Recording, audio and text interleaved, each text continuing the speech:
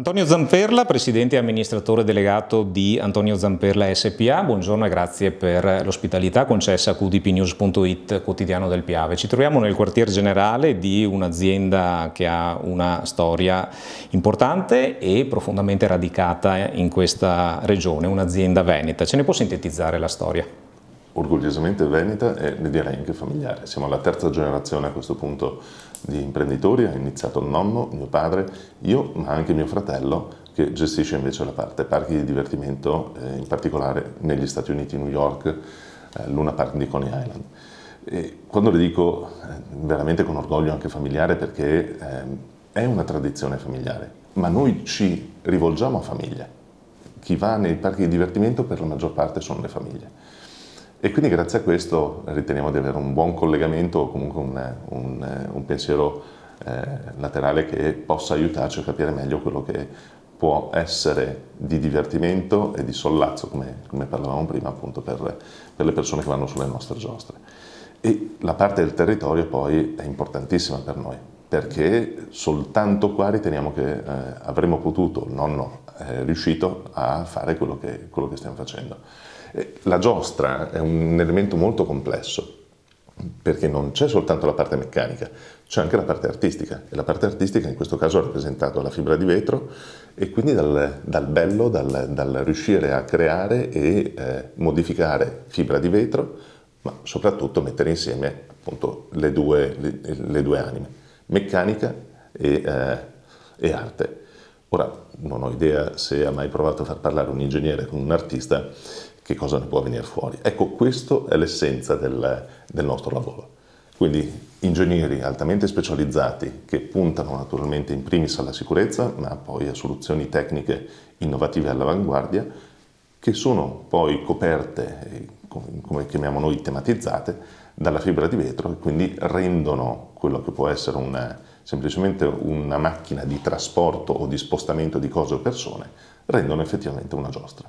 2020 arriva la pandemia e si susseguono i lockdown, una mazzata per molti settori economici, compreso il vostro. Ecco, come avete gestito i lockdown e la ripresa delle attività post-Covid? Le potrei dire che dal Covid siamo usciti effettivamente soltanto l'anno scorso. I parchi di divertimento hanno avuto la prima battuta d'arresto, appunto, sono luoghi di aggregazione, luoghi dove le persone si trovano e condividono esperienze. Sono stati, come tantissimi altri posti, appunto, bloccati per più di un anno e mezzo e le persone hanno quindi dovuto incominciare a riabituarsi ad andare anche a parchi di divertimento. Quindi il 2020 e il 2021 abbiamo vissuto comunque sulla coda di quelli che erano gli ordini prima del Covid e dopodiché appunto abbiamo dovuto assorbire invece quello che è stata la battuta d'arresto che i parchi di divertimento hanno avuto. Quindi diciamo che siamo usciti dal Covid effettivamente a livello produttivo con l'anno scorso e con quest'anno, anche perché le persone, grazie a questo punto all'uscita dal Covid, hanno e vogliono stare insieme ancora di più. Hanno capito l'importanza della condivisione, hanno capito l'importanza appunto della salute e del benessere personale e il divertimento, il sorriso, fa parte della salute e del benessere personale. Le persone vogliono stare insieme e vogliono divertirsi e questo è quello che facciamo con le nostre giostre. Ulteriormente quello che abbiamo fatto comunque durante il Covid è stato puntare molto sulla parte innovativa e di cambiamento aziendale. Parte innovativa in quanto abbiamo presentato più di 12 nuove attrazioni sul mercato, solitamente ne presentiamo una all'anno. In quel periodo ci siamo sbizzarriti e abbiamo provato a pensare al futuro per guardare come appunto le persone si muovono e come le persone appunto possono divertirsi insieme e quindi grazie a questo insomma presentarci ben pronti alla ripartenza. 2024, l'anno in cui ci troviamo, ecco, cosa state proponendo, cosa sta proponendo l'azienda in tema di nuove attrazioni? Vogliamo fare un salto generazionale inteso proprio come azienda.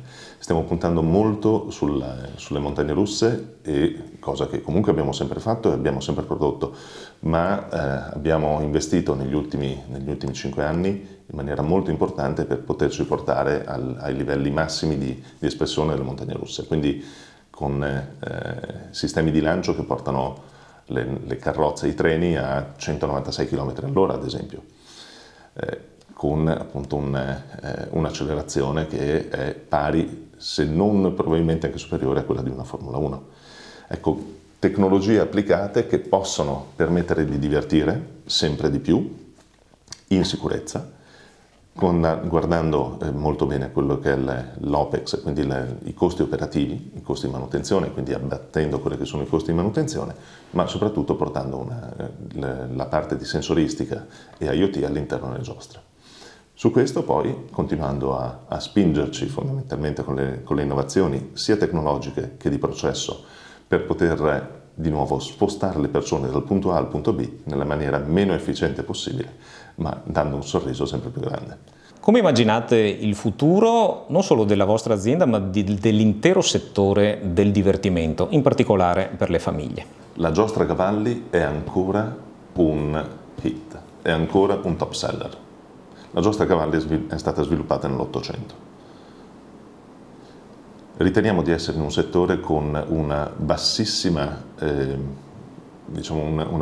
penetrazione dal punto di vista tecnologico esterno. Quindi la parte digitale è una parte che sappiamo che ha un'obsolescenza molto veloce. La parte meccanica e di spostamento, grazie a Dio, non è così facile da diventare obsolescente. Noi continuiamo comunque a puntare continuiamo a guardare quello che succede negli altri mercati e portare all'interno idee e innovazioni che possono permetterci di stare passi all'avanguardia. Vogliamo essere disruptor e non disruptee. Quindi vogliamo portare appunto un elemento di discontinuità all'interno del mercato, non essere quelli che rimangono all'interno della discontinuità portata da qualcun altro. Ecco che grazie a questo, appunto, questo ingegnere creativo, ma non soltanto, i nostri commerciali che sono in giro tutto quanto al mondo, raccolgono idee, le portano a casa e continuano a fornire a fornire non soltanto idee, ma soluzioni per spostare le persone, come dicevamo prima. Quello che vediamo è comunque un rientro, un ritorno alla voglia di stare insieme, alla condivisione delle emozioni, alla necessità effettivamente di poter portarsi a casa una memoria che poi possa essere fondante per la vita di tutti i giorni. Quindi il futuro lo vediamo ancora e continuiamo a vederlo appunto nel creare memorie, creare sorrisi per le persone che vanno sulle nostre giostre.